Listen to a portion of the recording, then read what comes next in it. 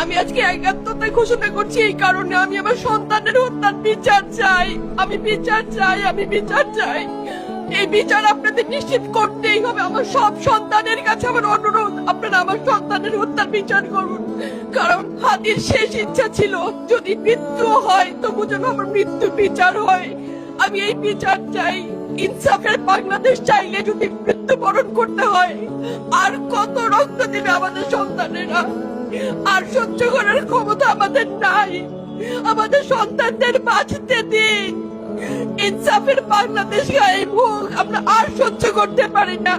প্রশাসনের কাছে, সবার কাছে একটাই মাত্র অনুরোধ, আমাদের বাচ্চাদের বাঁচতে দিন, আমাদের ইনসাফের বাংলাদেশ দিন। কথা বলার শক্তি আমার নাই, আমার চোখ ভরে আসছে। আমি সহ্য করার শক্তি আমাদের নাই। আমাদের বাচ্চাদের বাঁচতে দিন। প্রশাসন সজাগ হবে কবে? আর কত মৃত্যু আমার বাচ্চাদের দেখতে হবে?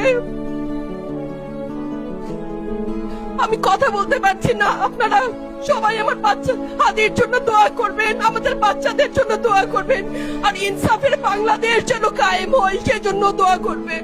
আসসালামু আলাইকুম।